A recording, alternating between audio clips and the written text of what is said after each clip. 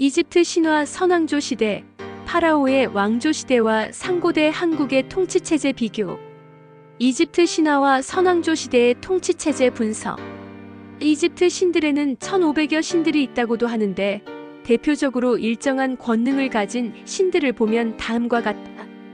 아툼 또는 케풀이라고도 불리는 최고의 신이라 하는 태양신 라, 전쟁의 여신 네이트, 아멘이라고도 불리는 우주 만물의 신 아문, 물의 신 눈, 공기의 신 슈, 비와 이슬의 신 테푸누트, 대지의 신 게붓, 하늘의 여신 누투, 생산의 신 이시스 망자, 심판의 신 오시리스, 죽음의 신 네프티스, 혼돈의 신 세트, 수호신 호루스, 저승사자 아누비스, 암소 머리 사랑의 신 하토르, 사자 머리 파괴의 신 세크메트, 정의의 신 마하트, 지혜의 신 토트, 달의 신 콘수, 악어 머리 홍수의 신 세베크, 매의 머리 저승의 신 소카르, 수사자 머리 전쟁의 신 아누르, 개구리 머리 출산의 신 헤케트, 전갈의 여신 셀케트, 독수리 여신 네케베트, 뱀 여신 와제트, 하마 여신 타와레트, 코브라 머리 여신 메레세게르,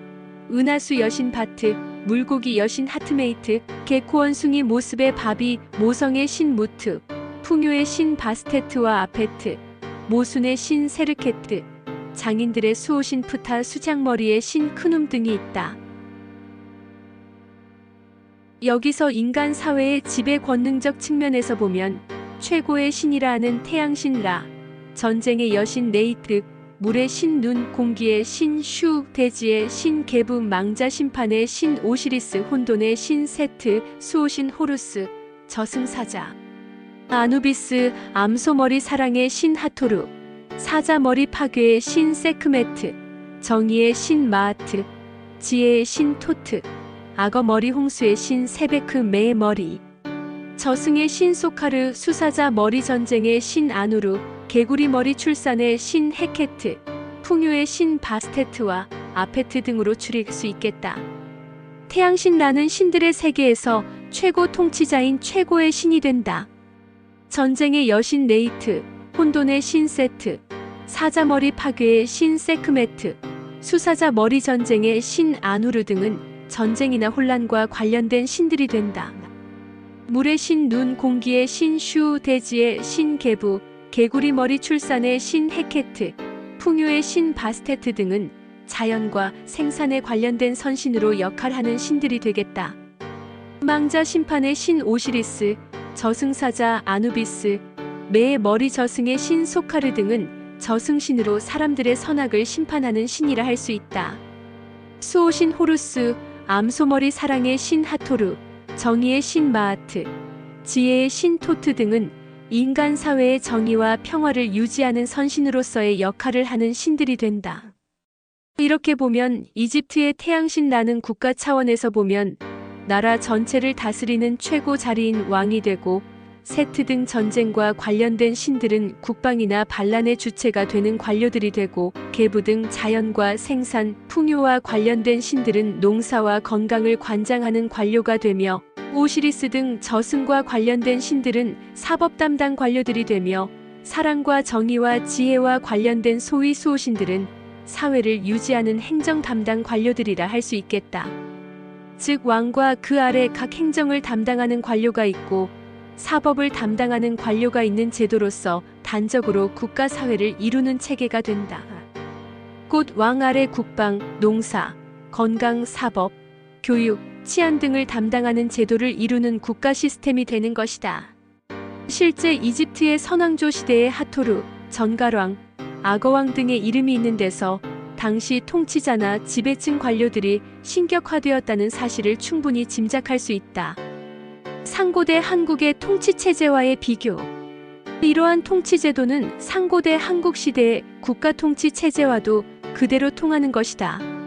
즉 한 배달 조선의 삼신일체 상제 아래에 3사와 그 아래 일반 행정을 담당하는 5가의 시스템과 직결되는 것이다. 이집트 신들의 권능과 관련된 체계와 한 배달 조선의 국가제도를 비교하면 태양신 라는 최고 통치자인 천재, 천왕에 해당하고, 전쟁과 관련된 신은 국방이나 명령 담당인 마가에 해당하고, 풍요의 농사와 관련된 시는 우가에 해당하고, 건강과 관련된 시는 저가에 해당하고, 교육과 관련된 시는 양가에 해당하고, 사회유지의 치안을 담당하는 시는 국가에 해당하게 된다.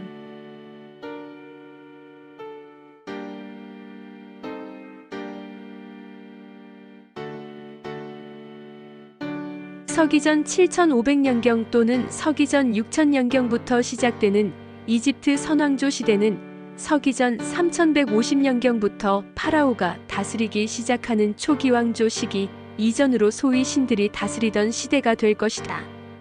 이렇게 보면 선왕조 시대에 곧 국가체제에 해당하는 관료들이 각자 역할을 맡아 사회를 다스린 것이 되며, 이러한 옛 역사가 구전으로 전하는 등으로 후대에 신화화한 것이라 할 수 있다. 수천 년 이상의 깊은 역사를 가지는 거의 모든 나라에는 신화에 해당하는 압축적 비유적 상징적 역사가 있기 마련이다. 한국의 역사로 말한다면 삼국유사에서 한국 3301년간의 역사와 배달나라 1565년간의 역사와 단군 조선의 국호가 대부여로 바뀌기 전까지의 1908년간의 역사를 부자손의 역사로 압축하면서 한웅의 신적인 측면과 부족의 이름을 동물 명칭으로 비유적으로 기록하고 단군의 나이를 1908세라고 상징적으로 적는 것과 같은 차원이다. 의상에서 본 바와 같이 이집트 선왕조 시대는 소위 신들의 사회 내지는 국가로서 다스려지던 시대가 되고, 이후 왕조 시대가 되면서 선왕조 시대의 인물들을 신격화함으로써 신화가 된 것이다. 이집트 선왕조 시대에 실제로 태양신 라를 비롯한 수많은 권능의 신들이 이집트의 상하 지역을 다스렸는지는 불명확하나, 다른 곳에서 그러한 권능을 가진 인물들이 상하의 이집트로 와서 정착하여 다스렸을 수도 있다고 보인다.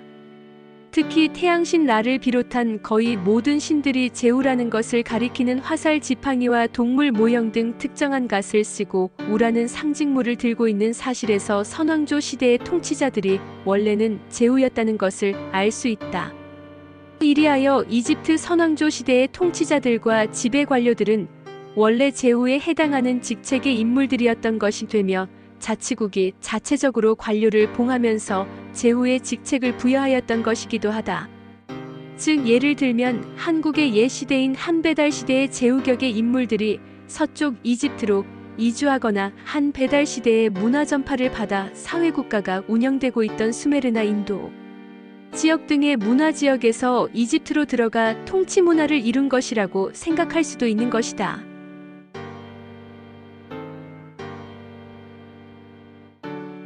왜냐하면 한배달 나라는 서기전 7197년 이전부터 사회국가를 통치하던 시스템이 갖추어져 있었고, 한국 12연맹국의 하나인 수메르 지역의 우르국이라는 곳도 이미 서기전 5000년경부터 국가제도가 갖추어져 있었던 것이 되며, 또한 12왕국의 하나가 되는 사나바국이 되는 인도 지역의 하라파 도시도 이미 통치제도가 마련되어 운영되고 있었던 것이기 때문이다.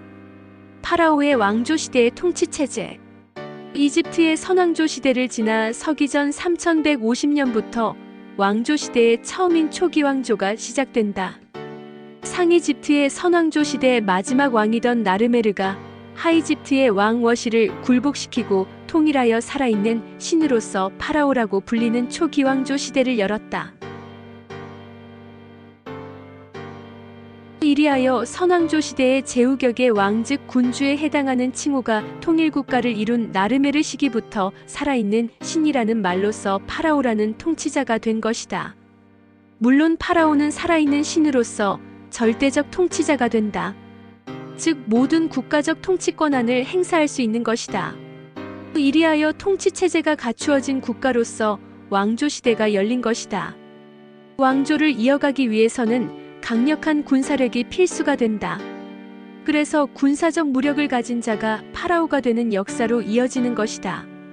이상으로 이집트 신들은 상고 한국 즉 한국과 배달나라의 제후격에 해당하는 인물들로서 이집트 선왕조 시대의 통치자 또는 지배층 관료들이었으며, 초기 왕조가 시작되는 서기전 3150년 이후 제1왕조 시대부터 선왕조 시대의 신들의 권능을 가진 살아있는 신으로서의 파라오가 최고 통치자인 왕이 통치하게 된 것이며, 이전의 선왕조 시대의 군주에 해당하는 통치자와 지배층 관료들은 각 역할에 따라 동물 등의 특징으로 머리에 관을 쓰는 모습의 신수상으로 신격화된 것이다.